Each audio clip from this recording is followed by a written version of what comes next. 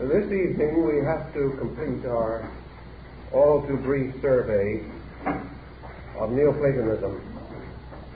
And we have chosen a semi-detached personality to explain certain phases of this doctrine.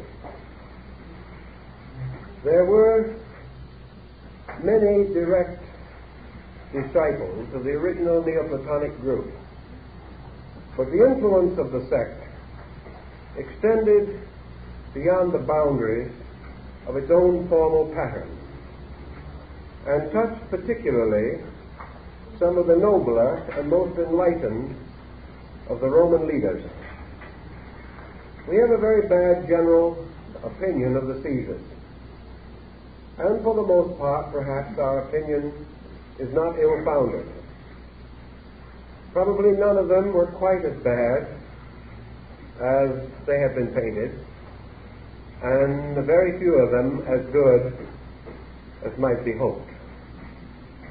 The two exceptions in this group of imperial persons are Marcus Aurelius Antoninus and Flavius Claudius Julianus. These two men were both learned and by natures and temperaments devout. They were sincere, honorable persons. And while the circumstances of their time certainly prevented them from a full expression either of their natural inclination or their potential genius, they have left important monuments, works which have inspired the world far outside of the spheres of policy and diplomacy. The Meditations of Marcus Aurelius are among the noblest of the moral works of man, and the writings and various essays and pronouncements of the Emperor Julian must also be included among the great documents. In fact, his two orations, one to the sovereign son and the other to the mother of the gods, are outstanding among the great literary works of the world. We must, for instance, pause and consider the materials and situations that went into the temperament of Julianus. He was directly descended from Constantine the Great, and his political career reached its height in the years not far removed from the reign of Constantine. You'll remember that Constantine gathered the great Christian Council of Nicaea, and there in about 326 AD turned the destiny of the Roman Empire over to Christendom. This policy was not especially altered thereafter except for a few brief interludes, and one of these interludes relates to the life of Julian. Julian was born of the imperial line, but came early in life under the jealousy of Constantius, who was then emperor, and who feared that the descendants of Constantine might ultimately take away his imperial place and life. Constantius, therefore, was responsible for the murder of all the descendants that could be traced of the imperial branch of the family of Constantine, with the exception of Julian and his brother. These two children were so young and so far removed from the political scene that it was not considered necessary to eliminate them. Julian spent his entire life, his early life, in exile and in prison. Constantius took no chances with the young man. but prevented him from having any of the natural privileges of the young, although, as Julian himself tells us, he was never physically or actually abused. As a result of the peculiar seclusion and semi-state of imprisonment in which he lived, the young man early turned his mind to the deeper problems of life and thought. During the period of his youth and adolescence, he came rather strongly under the influence of Christian teachers. And as a result of the natural mystical sensitivity of his soul, he was inclined to embrace these teachings, although, as he tells us, he was profoundly suspicious due to the circumstances involving Constantine the Great. He knew, as he tells us, that Constantine was not sincere, and that the entire problem of the great Nicene upheaval was a pretext used by Constantine to advance his own political destiny. But Julian, being by temperament a mystic, a naturally sensitive, retiring, quiet person, was not completely converted by his Christian associates, but he was impressed by them. And the more he considered the matter, the more deeply he was impressed, until he finally accepted baptism. And it was assumed that his life would then follow the new pattern of life in the Holy Roman Empire. It so happened, however, that Constantius, becoming more and more involved in foreign wars and internal broils, began to seek for someone upon whom he could depend and whom he could trust. In the meantime, the Empress Eusebius had taken a very great interest in young Julian.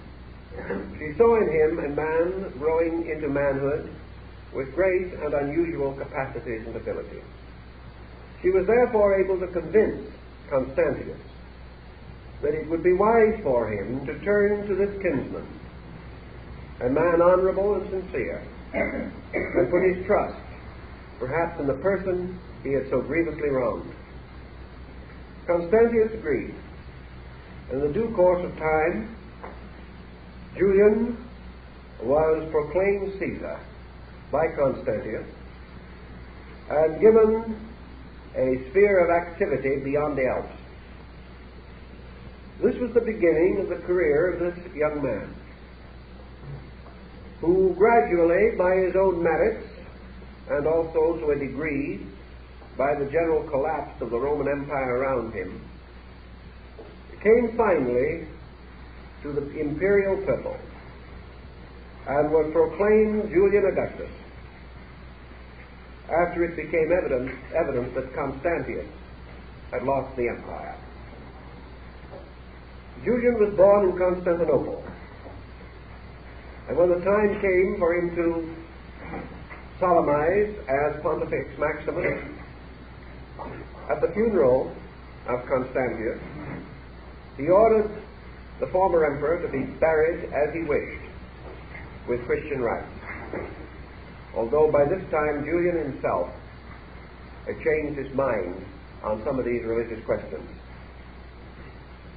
It was known that while as Caesar he extended the influence of Rome and protected it very largely, his own mind had gradually been changing. And as a result of this change, Julian finally formally renounced Christianity and restored or returned to the faith of his fathers. For this reason, he has been stigmatized in the church as Julian the Apostate. But actually, the circumstances leading to the various changes in his mind and thinking were perfectly natural of the kind of man that he was. Julian had a very short career as emperor. And 2 years after he had become invested with the full imperial power, he died on the field of battle, pursuing a defeated Persian army. Thus, for only a short time did this man enjoy worldly power and glory, and Julian, one of the best emperors Rome ever had, departed from this world in his 32nd year. Thus he had little, if any, time to ripen his philosophy, to produce out of himself the full maturity of his own thinking.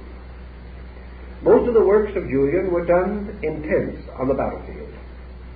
He wrote at night with the lights of lamps and candles. He had no leisure with which to study, and he often said that he regretted profoundly that destiny seemingly had demanded of him that he renounce his allegiance to the Athenian Minerva and accept service in the army of the Roman Zeus. He had much rather remain to the end a scholar. But as this was denied of him, he did the best he could under the circumstances. Although he renounced Christianity as his own religion, Julian, when he issued his own imperial edicts, decreed complete and absolute tolerance within the empire. And at no time can it be truthfully said that he persecuted the Christians or did anything to injure them. It has been noted, perhaps unjustly, however, that he preferred to choose those nearest to himself from among the schools of philosophy with which his mind was most closely associated. Basically and fundamentally, Julian was a Platonist. But during his life he came strongly under the influence of Neoplatonism, and this gradually resulted in the maturity of his philosophic thinking. Julian also has the distinction of being one of the few Roman emperors who was actually an initiate of the mysteries. It is known that as Pontifex Maximus, as the emperor, it was customary for the Roman imperial line to assume deification. The Roman emperor was a theocratic ruler. He was a god. And it was therefore his duty to preside over the state mysteries. But as we may suspect from the general state of Rome, the political mysteries of Rome were by no means mature or pure. And very few of the Roman emperors were ever able to receive admission into the greater and deeper schools of philosophy existing in other regions. Julian was one of the exceptions. Julian was initiated into the great mysteries of Ephesus. He was accepted into the cult of Diana, the great goddess of the Ephesians. And he was initiated in crypts under the city of Ephesus, and his initiator was Maximus the Neoplatonist. Julian also was initiated into the mysteries of the Persian Mithras, from which mysteries he learned many things, including a new meaning for the mysterious baptism of blood. By means of the blood of the Son, the sins of man are washed away. Julian was also initiated in Greece, and therefore cast his lot with that great descent of priest philosophers who have made such rich contributions to our common good. He was initiated into the rites of the goddess Cybele, sometimes known as the Mother of Mysteries, the Mater Deorum, the Mother of the Gods. And it is from these circumstances relating to his own initiation and to his own experiences in the sacred rites that Julian prepared his great oration to the Mother of the Gods. Now, the oration as a great literary work is almost unexcelled. But our principal interest lies not in this literary implication, but between the lines, in the hints arcanely dropped by one who had passed through the rites and therefore was bound by an obligation, neither to expose nor to reveal, but to hold most sacred those things in themselves most sacred.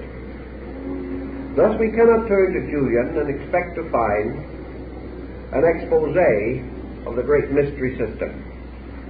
We can, however, through the references which he himself derives from Platonic and Neoplatonic sources, from the contemporary records of Julian's own life, And from the contents of his great orations and his work, Julian Against the Christians, we can find certain indications of the circumstances and the type of mind and the philosophy with which he was familiar. We have said that he died too young to have perfected his system or have made his own mature contributions upon the platform or level of reflection. He was still a young man, groping after many things, but that he had found some things, we know, and that with the things he had found came great patience and consolation of spirit, so that in his last hours, with the arrow of a Persian soldier in his liver, Julian faced the end with the greatest of serenity, his last words being for the consideration of those around him and not for his own need. He died contrary to all fables and legends to the contrary, in peace with himself and the world, believing deep profoundly in the Platonic doctrine that he had an everlasting estate, and that in this everlastingness all good things would be fulfilled. Julian believed himself to be descended from the god Mercury, but this only implies that he was born under the sign ruled by the planet Mercury. This was the common way of distinguishing persons in his time. He believed that the ruling genius of his horoscope was the mysterious, invisible parent from whom he came. Julian also had one other strange and rather profound obsession. He firmly believed in rebirth and was convinced that in a previous life he had been Alexander the Great.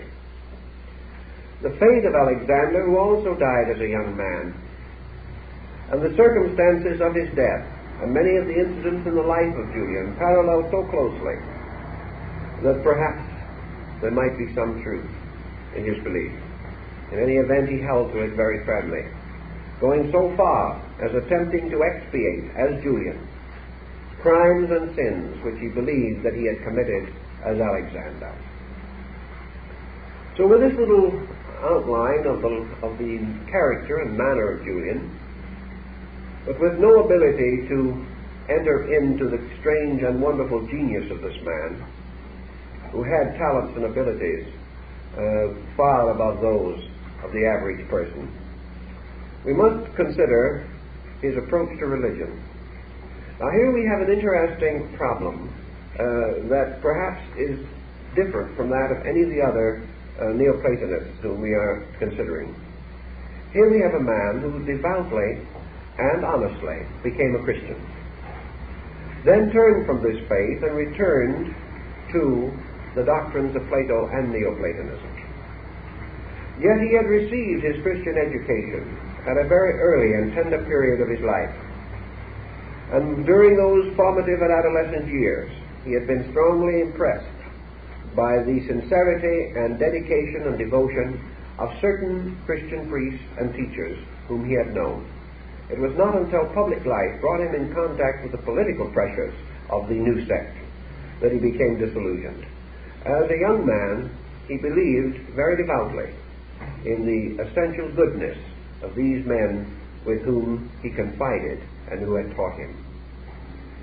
So we have a man returning later to a non-Christian position as a philosopher, scholar, and thinker, and yet undoubtedly bringing with him into this new attitude which he assumed, and we know from his own writings with the absolute sincerity of a dedicated person, that we will have a mixture or a combination of elements arising in the philosophy of Julian, which is going to distinguish him somewhat from the other late pagan writers who were preserving the Platonic descent.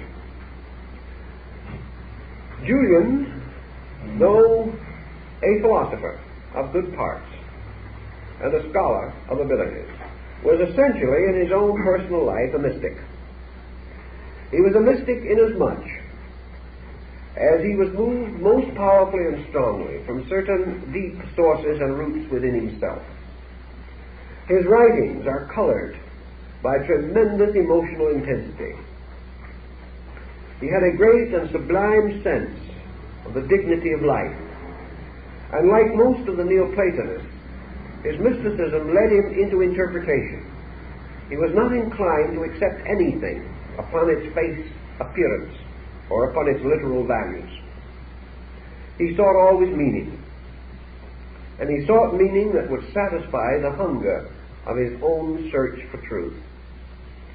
Julian had already long realized that truth was not a word, and he had fully come to appreciate that the attainment of internal security was by a kind of exaltation within himself.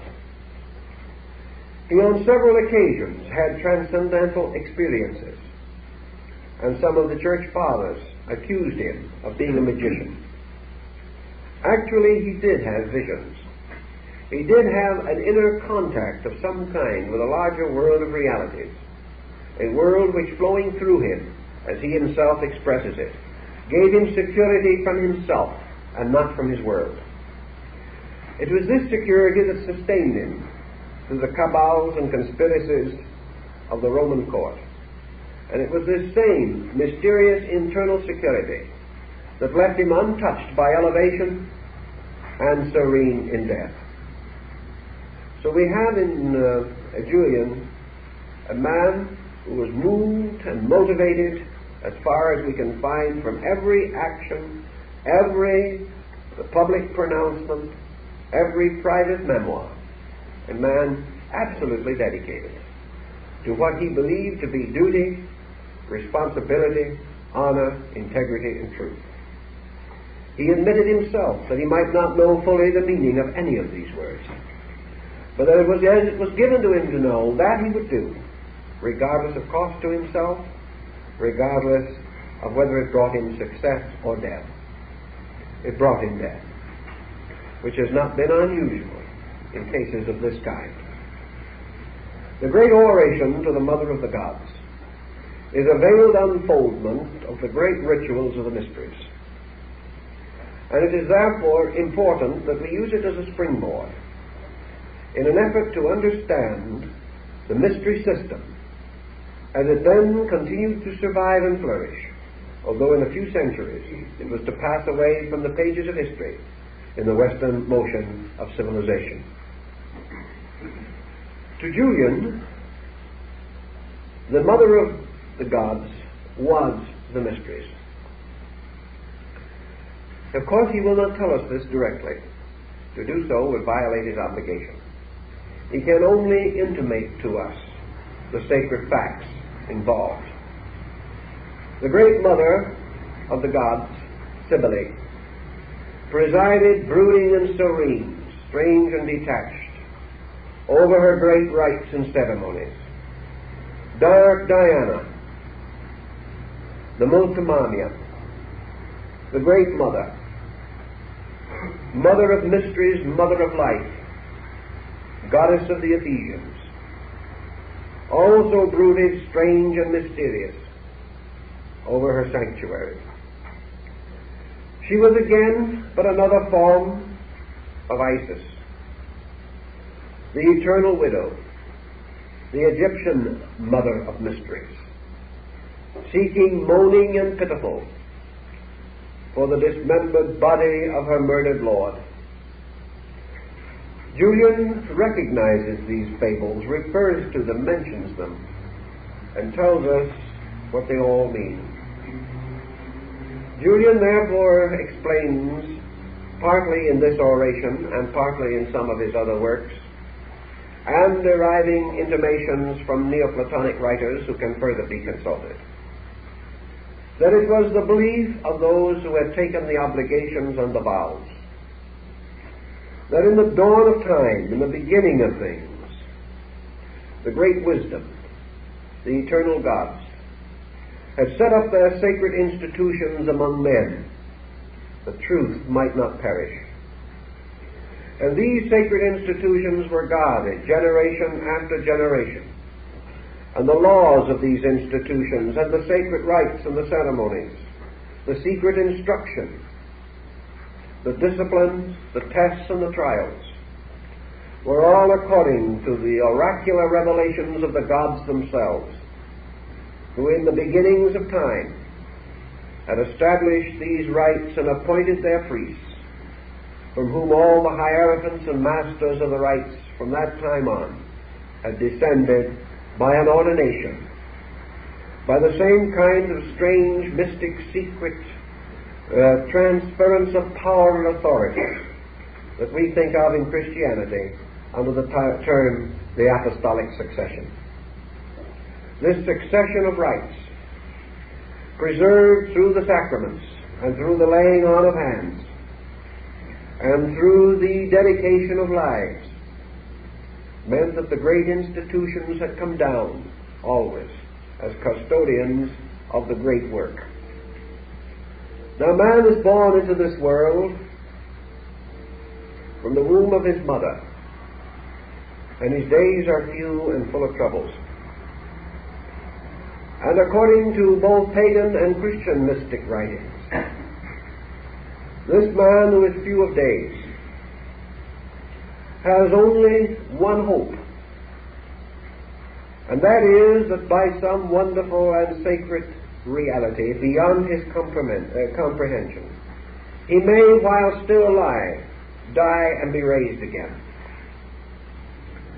Therefore, the sacred institutions were the houses of the second birth, the houses from which a man is born again, from the womb of the mysteries, from the heart, soul, and body of the great mother, who is forever bearing her sons, and yet to the end is forever a virgin. This is the song that Julian sings to us, the song of the house of wisdom. For wisdom has builded its house, and here it dwells, waiting for its sons. This wisdom is Pallas Athena, the patron goddess of Athens, the crowned city, the queen of the house of learning. This is Cybele, Melita, Astarte, Ista, all the great mothers, the mothers of rites, the mothers who give birth to the immortal sons who never die. The ritual perhaps began in Egypt, for it is certain that there Isis, mourning for her Lord, represents the great institution of the state religion. Isis was not primarily regarded in the mysteries as a person, but was the bride of heaven. In the Apocalypse of John, which derives part of its authority from the rites of Phrygia, which were practiced in the area around Patmos, where it is said John was for long exiled. In these rites we have a new understanding from the book of Revelation of the mystery of the bridegroom and the marriage of the city of Jerusalem to the Lamb. And Jerusalem was adorned as a bride. This marriage of Jerusalem to the Lamb of heaven is the story that lies at the root of the great cycle of Isis and Osiris. Actually, Osiris represents the eternal wisdom principle.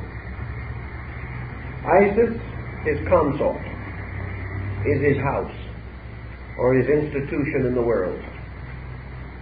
Isis, therefore, represents the great theocratic order, just as truly as the same is perpetuated in Christianity under the symbolism of the Virgin Mary. Isis, the Virgin Mary, Cybele, and the great Diana are therefore the magnificent organizations or institutions built up out of the world for the worship and adoration of the gods. This is, again, a very interesting psychical or psychological mystery. For the temple is always the symbol of the human soul. The temple is suspended like man's soul between spirit and body. As spirit descends from the invisible and divine world to possess and ensoul, So the psychic nature itself, the human soul, ascending out of the complication and mystery of matter, rises from its own mortality and sphinx-like guards the gates of wisdom. This soul, then, redeemed out of body, purified from body, is the holy city, the New Jerusalem of St. Augustine. And it is the human soul that is then the bride of the Lamb. And the great theocratic and sacerdotal systems of the pagan world were regarded as these sacred cities that became united eternally to the God who was that patron deity. Now in the Isis and Osiris cycle, Osiris, the great one, or the great deity, is foully murdered by his own brother. And Isis, the mistress, becomes widowed and barren. And she puts upon her head sackcloth and ashes. And she goes forth weeping for her Lord, seeking always and forever for the mysterious power, the great rites, the secret lost word that must be found. All the great arcana cannot be restored. And Isis, seeking for her Lord, is, as we might say it, the concept of knowledge, the concept of education, the great concept of universities and colleges as we know them today. To the ancients, they would have been the widowed Isis, weeping for her Lord, searching everywhere for him, but not able to find him. This quest is the quest for knowledge, the eternal search for the eternal verities.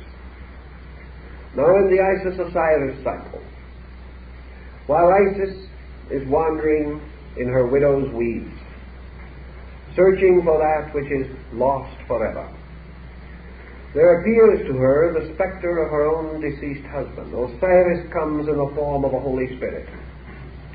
Osiris comes in the form of the Holy Ghost. And he comes to announce to her that she shall bear a son, and that this son shall be for the salvation of the nations. And therefore it is said that Isis conceived of the Holy Spirit of her own deceased husband, and she brought forth Horus the younger, the child that was born after his father was dead. In fact, was conceived after his father was dead. Therefore he was born of a Holy Spirit. He was a widow's son. He was one dedicated to a strange and wonderful destiny. And Typhon, the assassin of Osiris and the wicked brother, discovering that this child had been born, sent forth emissaries to all parts of Egypt to discover the child and slay him. And in this course there is also reference to the slaughter of innocent children who were mistaken for him. But Isis, guided by Mercury, hid her child where none could find it, hiding it in the reeds by the side of the river Nile. And the child was saved and grew up to be a fine and splendid man. And when this had occurred, and when the time came for the child lock of hair to be cut off, and Horus came into his adolescent period, which is the second period of life in ancient Egypt, and then Isis received from the ghost of her husband Osiris the promise that he would be forever present with this child, and would guide him and lead him. And when Horus the younger reached his 30th year, which was the Egyptian age of maturity, on that occasion a strange and wonderful thing happened. For at that time Osiris, the god himself, entered into the body of his own son, and was born in him, and took over, and became the ruler of that body. So that in this mystery, as the ancient Egyptian papyrus tells us, the father and the son were identical. And then it was that Osiris proudly cries out, Who hath seen the Father hath seen the Son, for the Son is in the Father, and the Father is in the Son, and they are one being to eternity. This was pronounced 1,000 years B.C. Now this mystery goes into many ramifications, but Osiris always represents the great mystery itself, the eternal truth, the living power. And Isis, widowed of her Lord, is the priesthood, the sacerdotal institutions, the schools of the mysteries. And the Son that is born of the invisible Spirit and the widowed wife is Horus the Harshesta, the son of the hawk, the Redeemer, the light-bearer, the intercessor, the one who stands in the hall of judgment with every soul that dies and pleads with the Father for the forgiveness of its sins. And Horus is the one who, when the soul of the dead person seems to be lost, takes upon itself the sin of the dead, and in that way gains its redemption. These old rites and mysteries go way back. Julian knew them. Julian had been through the sacred rites. He knew what their meanings were and what they portended in a world seeking truth. And so Isis is the great house, the house of God on earth. Isis was the many-roomed chambers of initiation, the dark hidden womb from which flow the ever-born ones, the sons of the hawk, the armies of the redeemed, who shall sometime in the last great war, which is the Armageddon, will be locked in eternal struggle with the powers of darkness, and in the end, in those times beyond eternity and time, right shall be victorious, and the kingdom shall be returned to Osiris the Father, who will come in glory and receive unto himself his beloved Son. All these rites are not the theological stories that we know today. They had a much deeper and more precious meaning to the initiates of that time.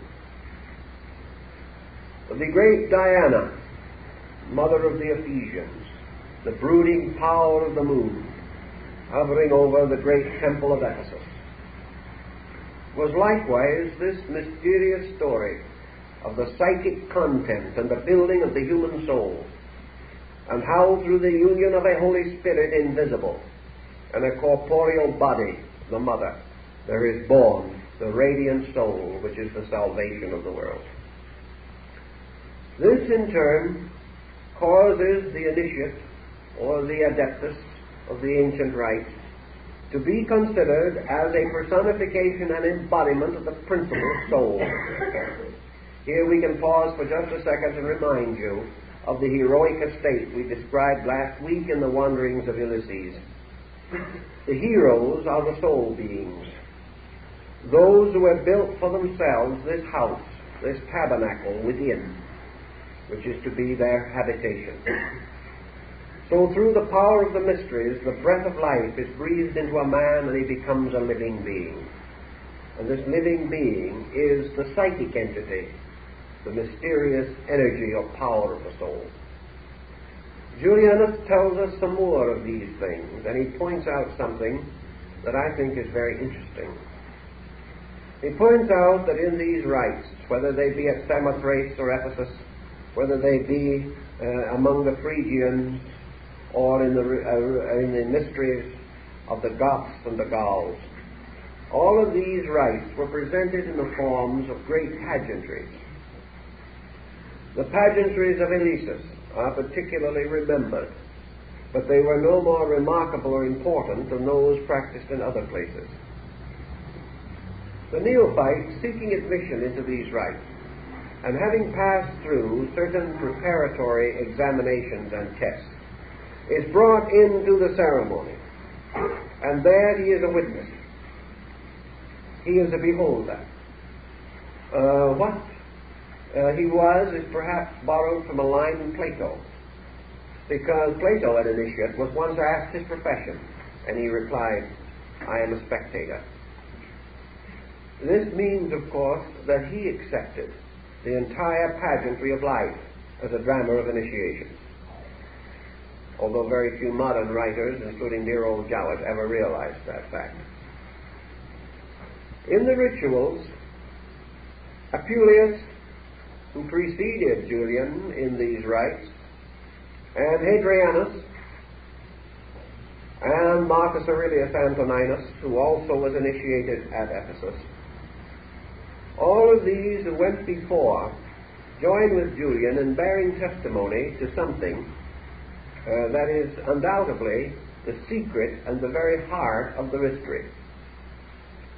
They all declared that when they entered into the temple as candidates for the mysteries or for initiation, that they actually went through an experience. Apollonius of Tyana, at a still earlier date than these men, had testified to the same thing. Namely, that when they entered the house of the goddess, or the great house of the mother, that is, they returned to the womb for a second birth, that an occurrence or a happening took place which could not be explained in any terms or any words known to man. As the great drama of initiation unfolded, from the soul of the candidate, the story of the truth behind the picture was revived or restored. So that, as the ancient initiate said, the soul or the psychic entity within himself stirred in its sleep, awoke, and remembered the long road it had come, and realized the reason for its own journey. Thus, in some ways, the rituals brought about from the individual a restoration of his own psychic memory. There are many answers to how this could have been. Some of the profane and not too happy commentators on these subjects have suggested that the candidates were hypnotized, or that they were drugged, or that something was done to disorder their senses so that they seemed to pass through impossible situations. I doubt if either was true. I think the answer lies in the ritual itself. Remember, these rites were preserved inviolate, without change, upon the strongest admonition of the gods and the oracles. Not one line, not one motion, not one word could be altered. It must be preserved complete, inviolate. Man must add nothing and take away nothing. For the peculiar power of the rite lay in its own structure and the unfoldment which it accomplished. Those who have written briefly upon these ceremonies, particularly those who passed through them and could not say much, and some who arcanely concealed them under subterfuge and veiled term, particularly I'm thinking of the Grecian poet Aristophanes, who in his Frogs and his Winds, two of his supposed comedies, gives us part of the ritual. These rites unfolded according to a peculiar sequence. As Plotinus says, they opened like a flower and bore their fruit. The entire situation was so perfectly and completely ordered that in some mysterious way it brought about some of the chemistry, some of the psychic chemistry implied by Plotinus in his essay on the beautiful, which we have also described. In the rites, then, as in the approach of beauty, the soul in man was said to burst forth in joy, to embrace its own likeness. Thus the rituals were magnificent, integrated, psychological structures which could rouse through reminiscence, through recollection, through similarity, and through association, the sleeping remembrances that are locked within the psychic life of the individual. These rituals then call him forth out of the darkness of his own sleep and caused him to awaken.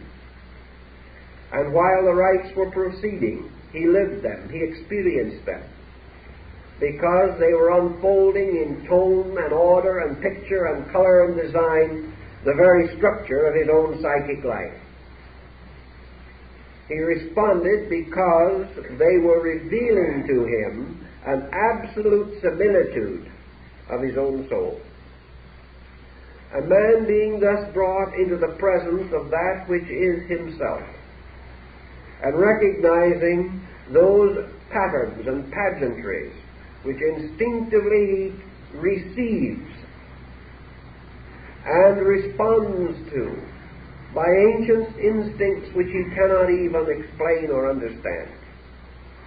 These rituals then were mandalas. They were concentration fields by which the disciple or the candidate was lured from the darkness of his own sleep. In him then the soul which had slumbered, which had been unable to rouse itself by its own vigilance alone, was able to be revived and to be restored to its own waking state.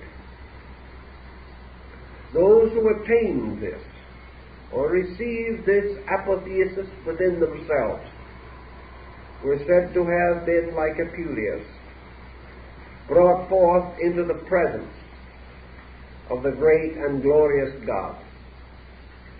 And in this procedure were enabled to revive the divine memory, the intuitive power, the inspirational faculty which had slept within them since the time of their embodiment in form.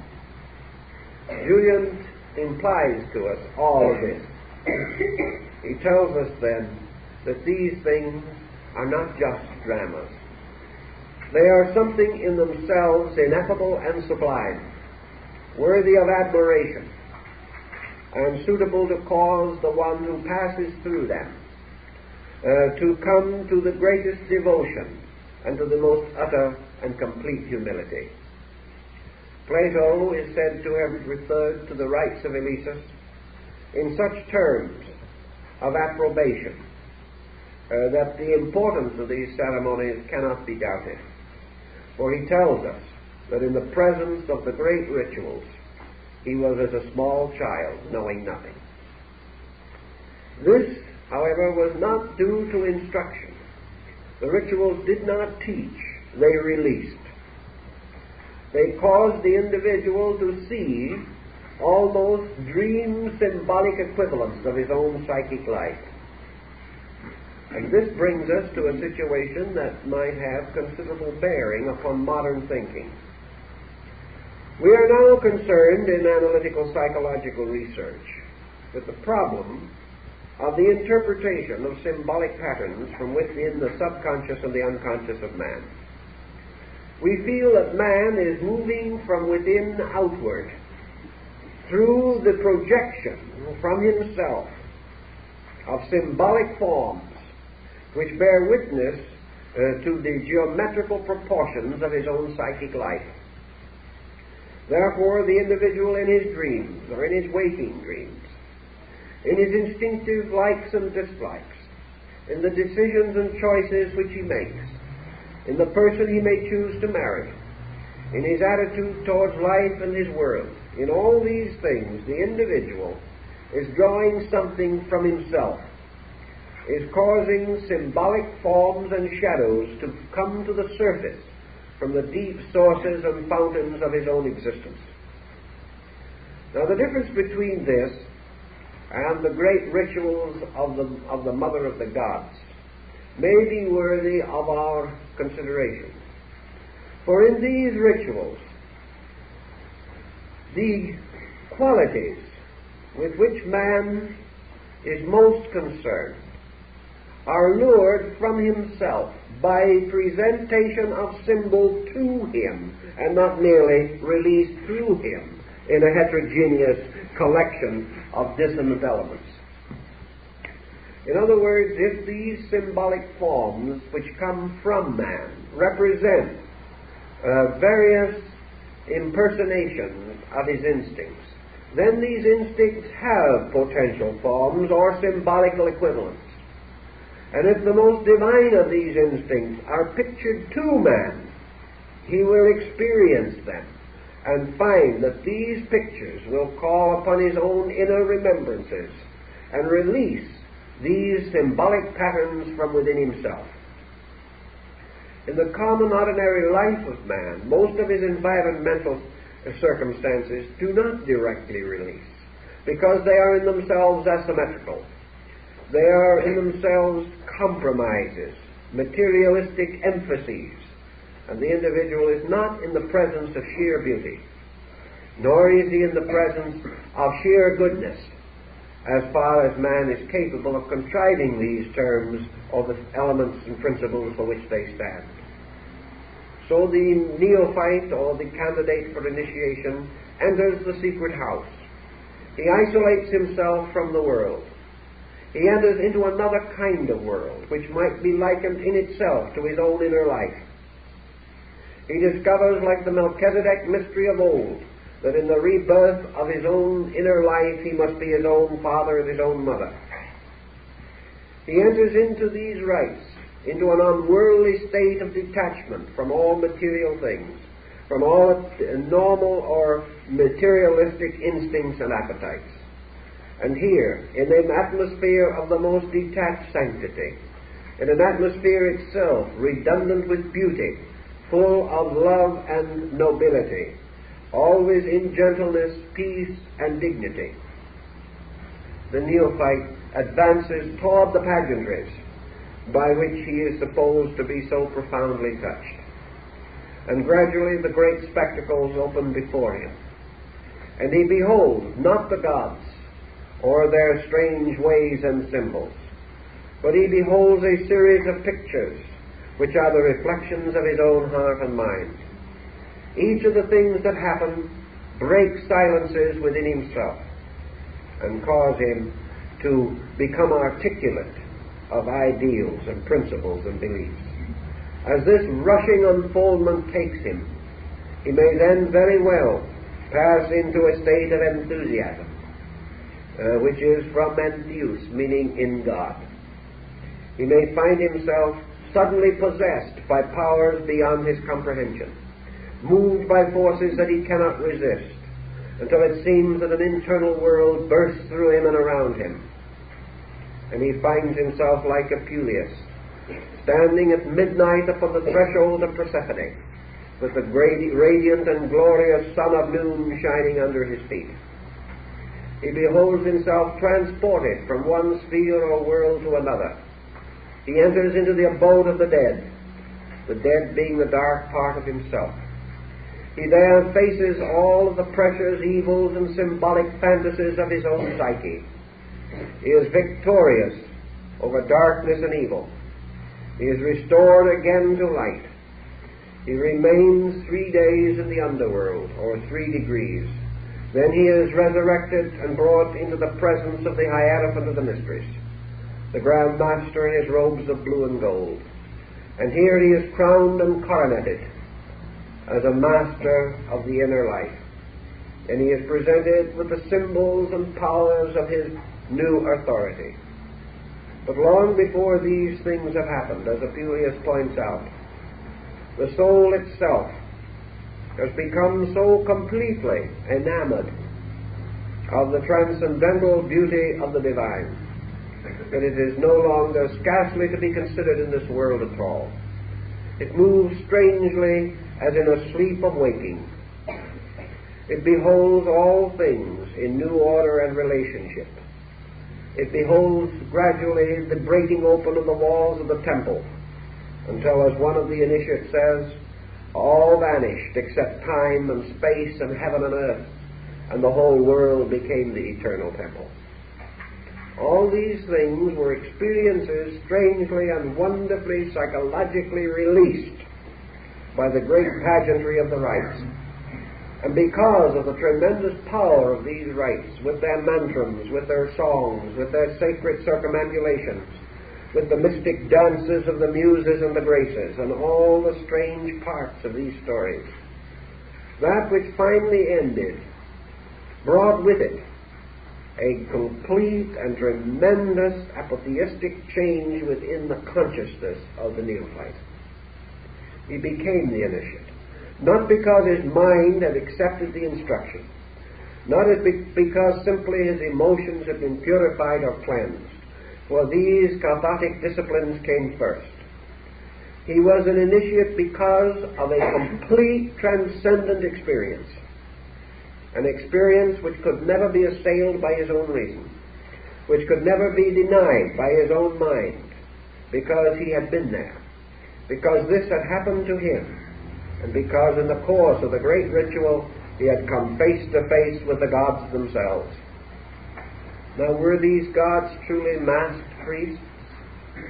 They may have been. But also every mask, every robe, every symbol was chosen with a strange and wonderful skill. The gods the man saw may have been masked priests, but the gods that came to him from within himself were not. For these various shadows, man-made, even with the greatest solemnity and care, became in themselves ensouled.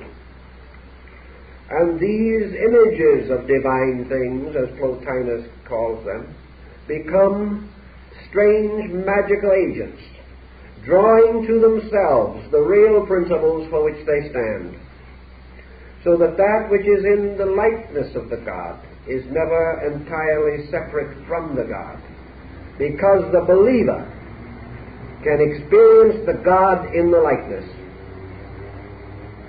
And that which comes to the person who understands or accepts the mystery is not the symbol, but the substance or energy which is released through the symbol. Having received the rite, the initiate then goes forth upon the porch of the temple, and he finds that the citizens of the villages around and of the towns have all gathered for the wonderful ceremony of receiving him back again into the world of the objectively living, for he has gone down into the great mystery. He has returned to the womb of eternity. He has been born again of the great mother, and he has come forth out of his alma mater, for the form is preserved even in our present university system, although the meaning is lost. He comes forth out of the mother of learning, but he has not been taught by the mind alone. He has been taught by the soul in a mystery. And he is hailed on the pillars, as he stands between the pillars of the porch, he is hailed as one twice born, the reborn one. He is then proclaimed not any longer as a wise man or a student or a great teacher or something of that kind. The initiate of the mysteries had a strange and unique place which has never been filled since the decay and decline of that system. He was a being like God. The king of the country could not be seated in his presence without his permission. Every door was open to him. No man would dare to deny him anything that he asked, but for the strangeness of thought, of circumstance, he never asked for anything. He was strangely and completely aloof, and yet he was in this world but not of it. He labored, he served, he taught, he worked, and when the fullness of his years were done, he went to sleep in the earth like his brothers who had not been initiated. But he lived forever in a state of immortality, because within himself he knew that he could not die. He had returned to the gate of death and had come back again. He had passed through this complete internal release of the psychic nature of his own soul. And as such, he was a Mahatma, a great soul in the Indian language. And this great or illumined soul as Julian tells us. Then sings the great and glorious hymn to the Mother of Mysteries, because she is the custodian, the faithful guardian, the forever keeping of all that is true and beautiful and noble and good. She is the soul itself, the beloved of all nations, the desired of all peoples.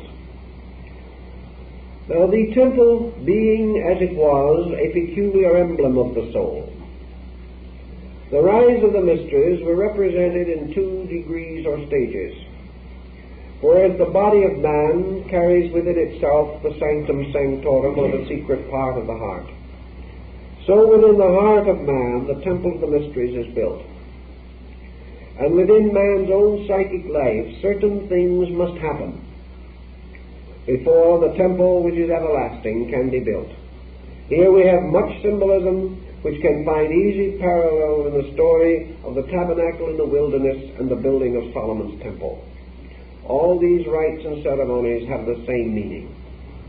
But the house that is built without the sound of hammers or the voice of workmen, eternal in the heavens, is of course the everlasting house of the soul, the mysterious temple, the mysterious body of the great psychic mother, Sophia Asimov, the great mother of the Gnosis.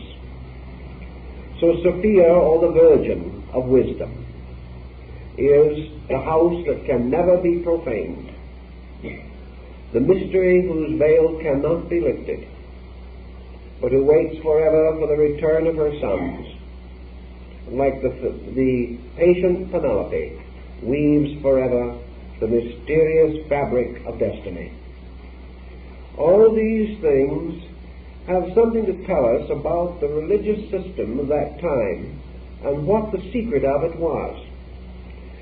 We read frequently in various books of men trying to understand in this late time what was the power that maintained the mystery system for 4,000 years in the ancient world.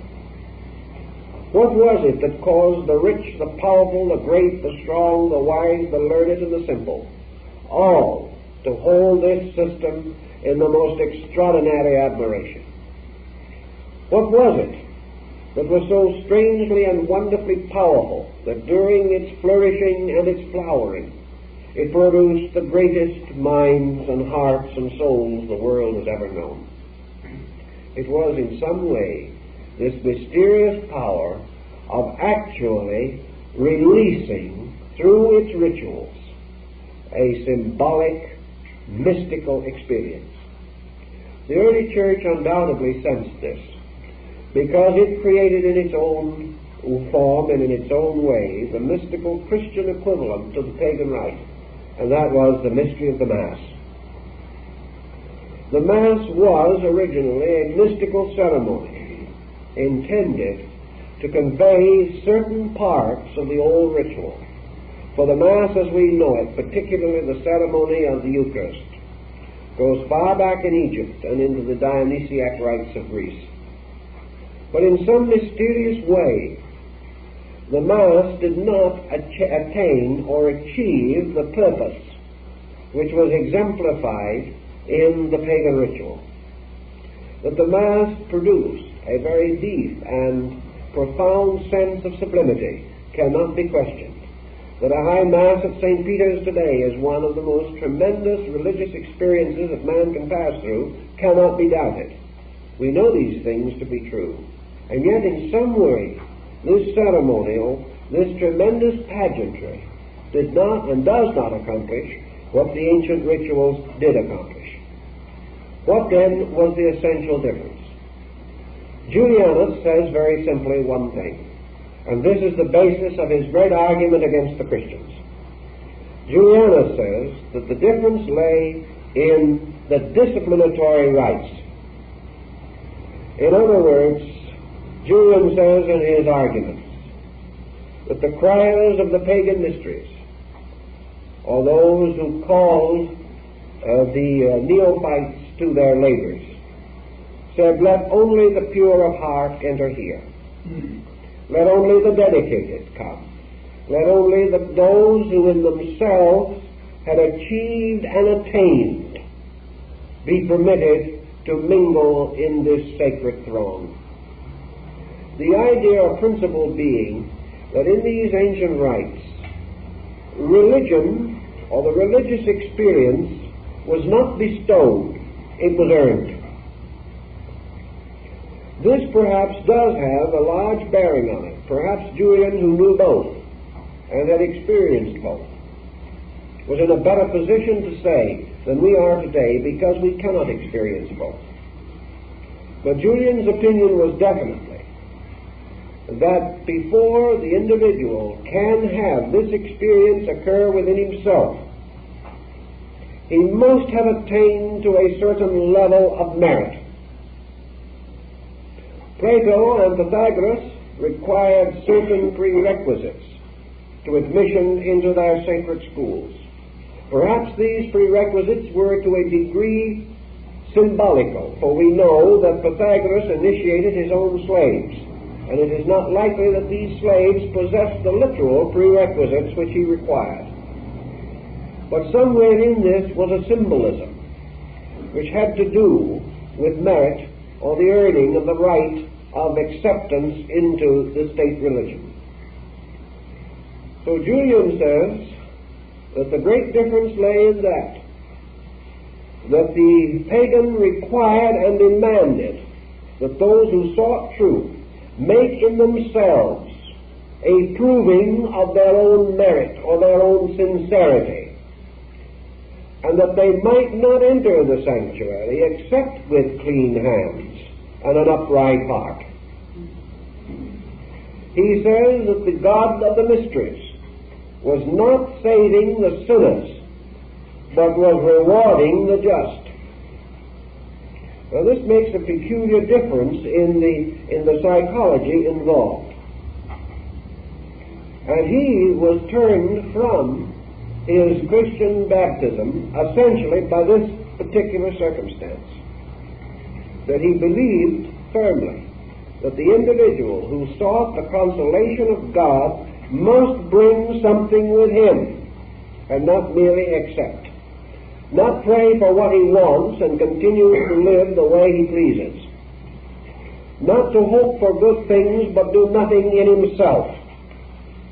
Not to continue his common course of profane action and at the same time feel justified in claiming his participation in a religious mystery. That the merit system was at the end, at the source of all these things. Now it is quite possible that it is not possible or not realistic that the sacraments which are performed in the presence of persons who are themselves not consecrated can have the same type of result as those in which the person is duly and properly prepared for this experience. Another thing that is, of course, great of importance in this is that religion, under this system, the philosophic culture of religion, was a decision of the individual himself. Men were not born into faith. They did not join their faith because their friends did, or because their relatives were members, or because it was particularly suitable to the location in which they lived. These kind of considerations played no part in the old mystery rites. The individual prepared himself for from 5 to 20 years of study, of self-control and discipline. Before he could approach the temple, he must bring from the community in which he lived proper credentials, proving that during this entire time he had been an outstanding citizen on the level of ethics, that he had performed no action that was contrary to the public good, that he was honest, intelligent, generous, kind, well integrated and well ordered, that he possessed courage and self-discipline, that he had proceeded in the gymnasium to attain certain scholastic levels, that he was in every way dedicated and had given his whole life to the search for truth. Only then was he considered eligible for participation in the great orgies of the blessed God. An orgy at that time had no such meaning as we ascribe to it today. It represented the great, strange, mysterious, and intoxicating pageantry of the soul, in which consciousness was picked up into an incredible exaltation and elevation of experience.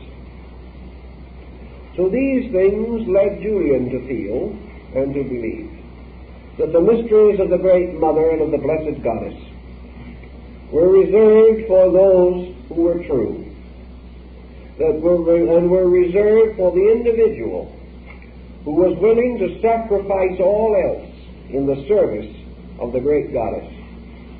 And until that decision was complete within consciousness, her rights could not be experienced because the soul itself was not ready. On a modern psychological level, I think we can begin to appreciate some of the possibilities of this, and can think of it in terms of a potential problem in psychotherapy. Today, we are confronted with the great need of man organizing, purifying, redeeming his own psychic content. We know that the average person is burdened with a variety of pressures, intensities, frustrations of any and all kinds, that he is incapable of the relaxation and integration of a well-ordered life. Book learning will not save him. Allegiance to organizations will not save him. The only thing that can save him is the reduction of his own psychic pressure. Now, in psychotherapy today, we attempt to exhaust these pressures by certain therapeutic techniques, releasing the individual from the delusion or illusion which is causing his condition. It is conceivable, however, that society can produce and should produce individuals who by their own actions have prevented a neurotic condition from taking hold of themselves, and or having had such a neurosis, have had victory over it by the conquest of the things that cause it. Today, on psychological levels, we are working mostly with effects, and by the time we get an individual cleared from one complex, he is ready to fall into another. Such is the pressure of our time. And such it will continue until his proclivity to become complicated, his natural instinct to be psychotic, is overcome or changed by some greater instinct taking hold of his own consciousness. The soul, burdened by the pressures of our own psychic delusions, is transformed into a chimera, a monster of strange and distorted appearance and form. And this monster, in turn, prevents the individual having the experience of his own psychic identity. The troubled soul cannot find its own heart, its own integration. For that reason, in modern times, we could contemplate very seriously the possibility of bringing the soul itself back to normalcy, back to integration, by the dedication of the faculties of our minds and the emotions of our hearts to the restoration of the integrity of our own soul. This was the discipline of the mysteries. This is the one great part of knowledge that we have forgotten. And it is the failure to remember this that has brought the whole house of knowledge down about our ears. It is because the individual has forgotten that he can bring only himself to the house of the mysteries. And if that self is inadequate or improperly integrated, he finds not reality but illusion in the strange, dark, subterranean passageways of the secret house. It is therefore the great problem in wisdom for man to realize that his own confusion creates error, that he can be no more true than he is integrated, that he can be no more wise than he is at peace within himself. Until these elements and factors are recognized, the great rites or the ceremonies are not for him. Perhaps in earlier days, when life was less pressureful, the psychotic needs of man were not as strenuous as they are today, nor the demands upon his psychic energies so great. But certainly today, we are in desperate need of the restoration of the great mystery system of education. The education that begins with the integration of self. The education that advances only as rapidly as the individual proves by his own integrated abilities that it is safe for him to proceed in the great adventure of learning. For if he proceeds unqualified, he will ultimately be faced with the riddle of the Sphinx and will perish along the road of his search. Julianus then tells us these things, and we can then say to ourselves, what manner of man was Julianus, by means of which, reaching the end of his life at 32, he had still achieved sufficient of this mysterious ability to have merited initiation in himself. We may say Julianus wasn't perfect. How did he do it? Why did they accept him, a young man, with probably but inadequate resources, and certainly no maturity in his real philosophic life? There's an interesting thing that comes into this also. Julianus, like all accepted candidates in the mysteries, was finally chosen by oracle. In other words, the candidate's final acceptance depended upon some testimony coming from the gods themselves. In other words, he must be accepted. Many are called, but few are chosen. Men may be called out of the world by the instincts of their own natures, but they are chosen by the divine powers. So what was it that caused, or might have caused, the acceptance of Julianus? One of the old legends, and one of the stories about him, tells us that when he came into the presence of Maximus the Neoplatonist, while he was waiting for the initiation into the Mithraic ceremonies at Ephesus, this Neoplatonist embraced him with great love and said, "My son, you have come back. That which you have already done has come to life in you." And he explained to Julian that in his previous embodiment he had accepted the right, and therefore that he might receive it again. And because of this, it would be possible for him to restore the right in his own consciousness. If this was not true, he could not. But because he had already received the mysteries, then for that reason, for him, learning was a remembering of that which was already known. And Maximus further explained to Julian something that the boy himself knew, and which was, of course, perhaps the deciding factor, namely that from his own infancy, Julian had had this great, pressing desire within himself to know. He was born, as he tells us himself, seeking truth. Therefore, he could well believe, perhaps, that the soul in him, whether it was the soul of Alexander or some other spirit in space, that the soul in him had already known the road and was longing to find it again.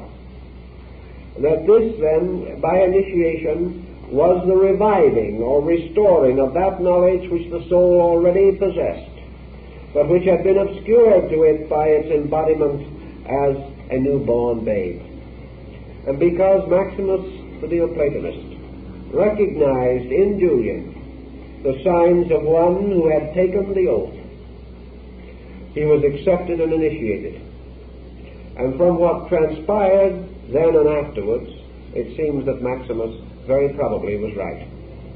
Because certainly Julian, considering his age and his circumstances, almost immediately revealed a wisdom far beyond his years, or far out of harmony with the generation and the condition of the world in which he lived. Because Julian definitely belonged to the golden age of Greece. He belonged to centuries that had preceded him. He was a great geographical misfit, coming too late and dying too soon. So in this case, there was this peculiar circumstance involved in his acceptance into the right. And he and other Neoplatonists reminded their students that where this gift, this power, this strange and inevitable destiny to press on to truth is strong and clear and bright within the human soul, that soul is telling us that it has at some previous time passed through the gates of the house of the mother, that it has received in the past its sacred name, its ordination, and is now only seeking to remember that it may go on to learn more of the mystery. Now we know even in this time, and certainly in the many years of public work that I've gone through, I know that the world is divided into two very general groups of people. Those in whom there is this tremendous urge to know, this urge to release a spiritual destiny locked within themselves, an urge which in its proper and natural form is not an urge to achieve fame or greatness or wealth or authority, nor is it an urge to escape burdens or to shift responsibility or to advance one's own spiritual destiny. It is the simple urge to learn in order that we may give. And wherever this urge is tremendously strong, we cannot but wonder, as Julian wondered, whether it isn't the dim remembrance of the soul of a destiny to which it has already been called by the sacred rites, when it was dedicated to the service of the great Mother, who is the servant of all. And then there are other souls in whom this hunger does not seem to be, who are happy and content to live their normal lives, who find no call, no pressure, no sublimity to disturb their mortal inclinations. These souls have not been moved. They have not been to the house. They have not tread upon the threshold of the goddess. They have not seen the great gods standing in the light before them. Julian felt this, believed it completely.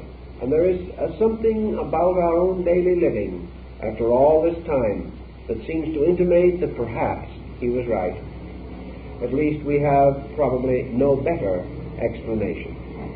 We see the same phenomenon within the structure of modern religion, where we find some who are by such nature devout, that they are completely led by a goodness in themselves, so that it would make no difference to what sect they belonged, they would still be good.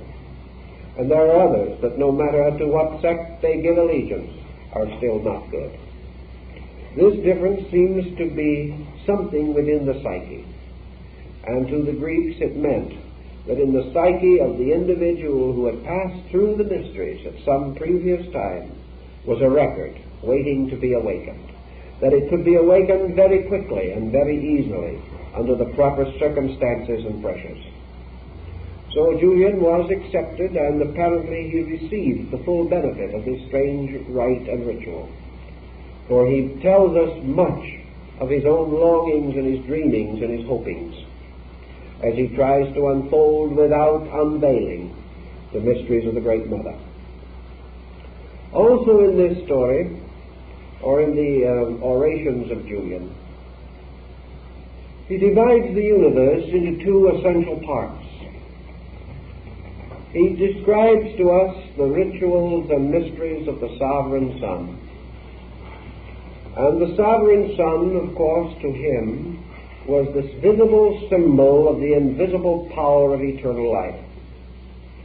To him, the Son was the Father of all living, and the earth, the mysteries, was the mother of all living.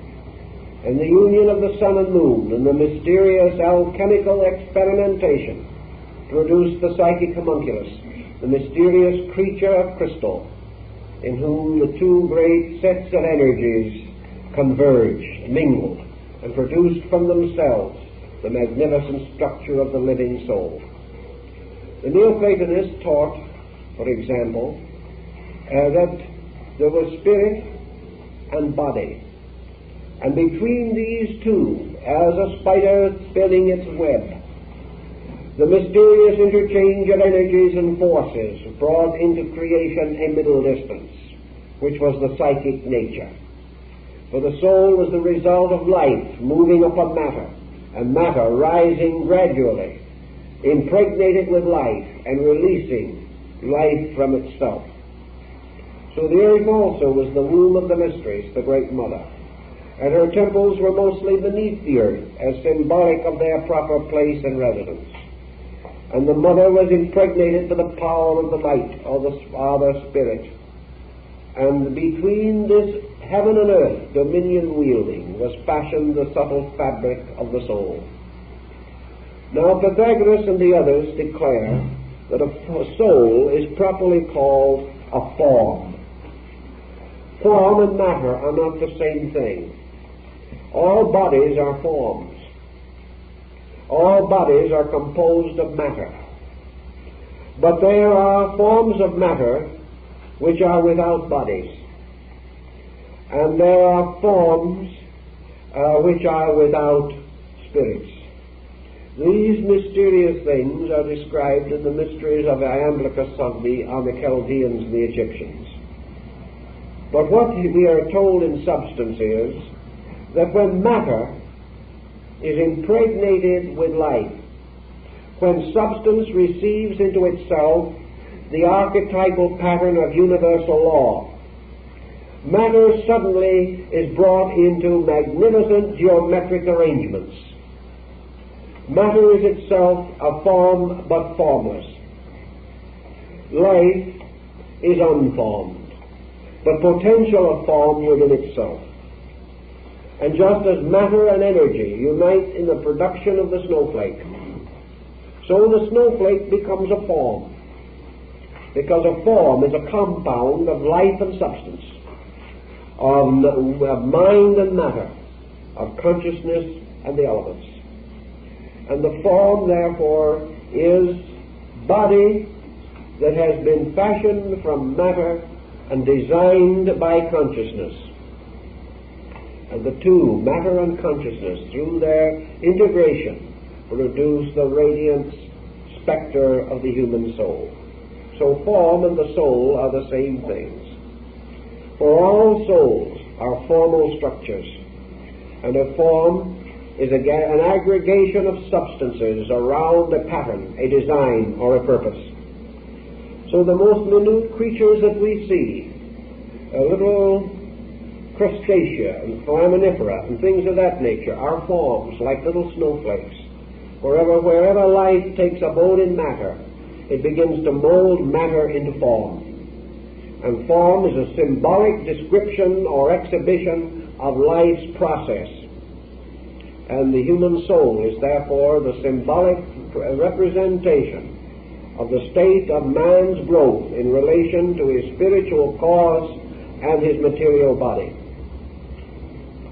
This in turn means that the soul, or the psychic part, responding more subtly and more immediately to consciousness than body does, is therefore more easily affected and more quickly inspired and more subtly influenced than body. And the purpose of the mysteries is to recognize that these institutions themselves were the physical symbols of the world soul. And because they were physical symbols, they were built in certain ways. And we can begin to understand why in the Dionysiac rites of Greece the orders of architecture were brought in, the 5 great orders and the polyglot orders that follow them. For these orders of architecture were required in the building of temples, because the temples were dedicated to various deities, that is, to various psychic complexes or patterns.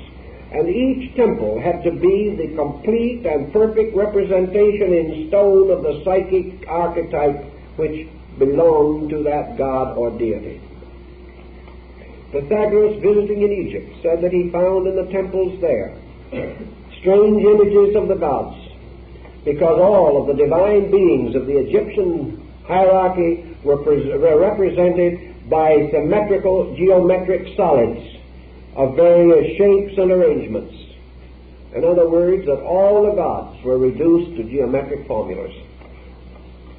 The geometric formula in turn is amplified or expanded into the temple, which must have its pillars either Doric or Ionian or Corinthian, according to the deity who dwelt there.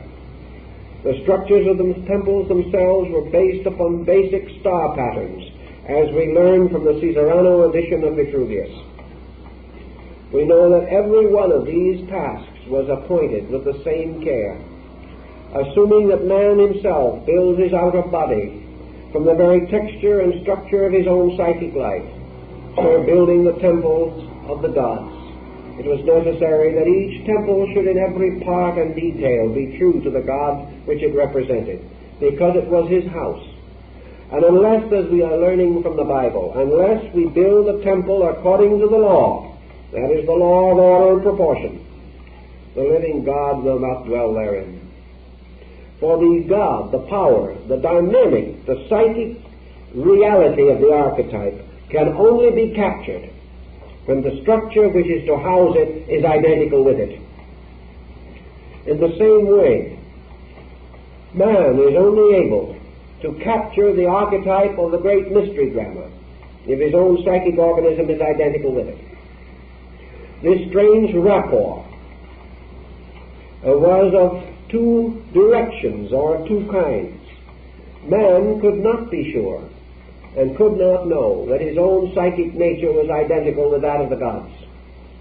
But through the oracles and the sacred and ancient institutions, the initiated priests were convinced that they, in the production of their rites and their temples, in the ordination and arrangement of all parts of their sacred orders and priesthoods, that they were fulfilling and dramatizing, revealing, expressing, symbolically setting forth the great primary psychic archetype, and therefore that the mysteries were a geometrical equivalent of the soul, and that just as surely as the mysteries themselves were the shadowed informment of the soul of God, so they beckoned, called, or opened to the further shadowed extension of this principle, the soul of man.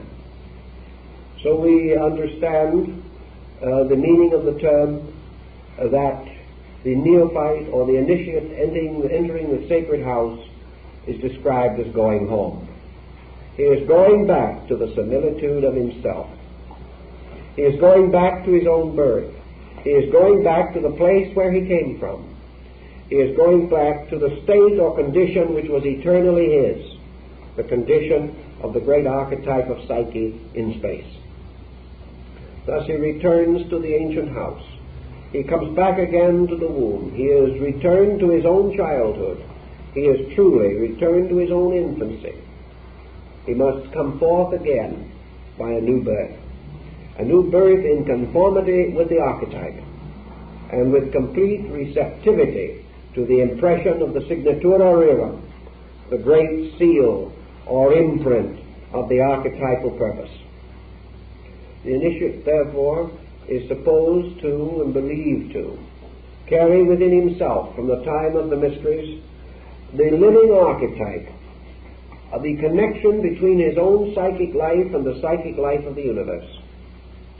There was no longer any arrangement or disarrangement between these two. They had come together. And because his soul was like the world's soul, it could never be separated from it, because things which are alike can never be separate in time and space. The gradual education or edification of the initiate through the continuation of his studies then became of one purpose only, namely that he would increase in skill and power and means for the expression of that which was his own internal. From that time on, he was instinctively and inevitably master of arts and sciences, because all these things are merely specializations of his own psyche. And as surely as art and music and literature and the dance and poetry and sculpturing and painting and all these things manifest man's instinct to express beauty, so when the psyche is itself ordered in all matters, this beauty is immediately and eternally available, and it only remains for the initiate to experience and discover the ways in which it can be revealed. This is, in substance, the experience of the blessed theurgy described by Plotinus. It is this experience of the one returning to the one, the alone journeying to the alone. That which is like finding likeness, and the soul imprisoned in man, freed and restored to the soul of the world, of which it is a proper fragment and an inevitable part. Thus the soul of the world, the mysteries of the soul of man, meet in the strange rites and rituals of the Mother of the Gods. And the soul in man finds its kinship, discovers its identity, realizes that it has long been in exile, and that it has found its way to reality.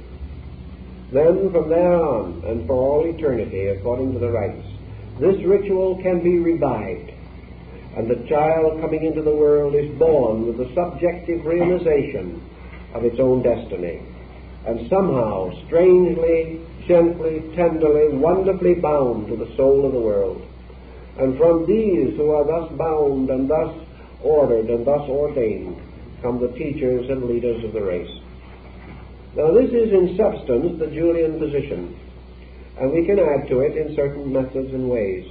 But it not only tells us to a large measure the story of Julian, but it perhaps helps us to summarize the entire concept of Neoplatonism. For this is a discipline by which the individual causes that which is the same to return to that with which it is the same. And that all of these disciplines, like those of the Indian schools, are disciplines of union. Union through the experience of similitude and then the experience of identity. When man's own inner soul is identical in quality and substance with the world soul, they meet, flow together, and become one, and can never again be separated. Part of this mystery is explained in the initiation rite. For in this ritual, the initiate has, at least temporarily, this terrific experience. Later, perhaps it fades somewhat from his mind, because his compound nature is not capable of preserving continuously so exalted a state of spiritual intensity.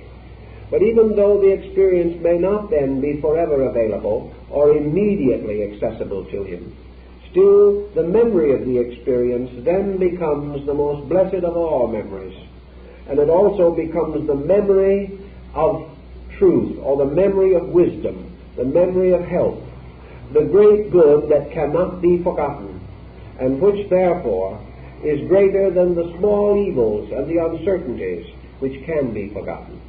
But nothing in the world, nothing that can happen to man, good or bad, can have the tremendous impact upon his spiritual life that the motion of the soul to the recognition of its union with the great archetype can have. Therefore, in the presence of this, all doubts, all fears, all negations have no opportunity of presenting and maintaining themselves. Thus the initiate can never completely relapse. He can never forget. He can never fail to experience. He has known something. He has beheld the universe open around him and within him. He has come to know as realities things that other men can only believe or hope or wonder about. And having passed through the experience, he receives a strange and wonderful catharsis. And this experience of passing through, of actually participating in the rite, is the sacrament by which the benediction of the Spirit is bestowed. And in the presence of this benediction, and under its tremendous influence, something happens in the psychic chemistry of the individual, and the soul can never be as sick again as it was before.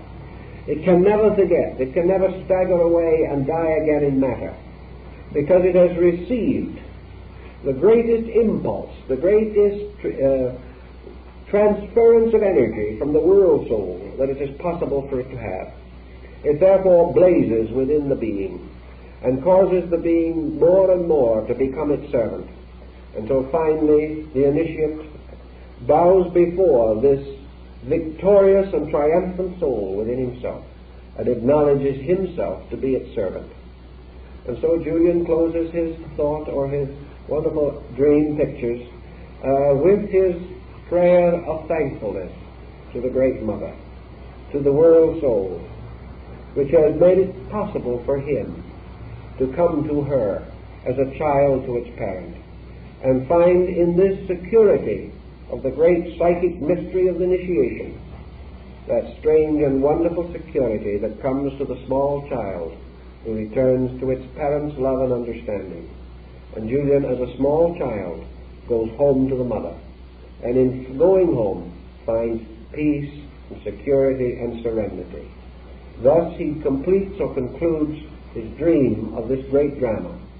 And I think we have considerable reason to believe from his thought and from the works of his contemporaries that Julian indeed had had this experience, that it sustained him magnificently through the trials of a short and tragic life.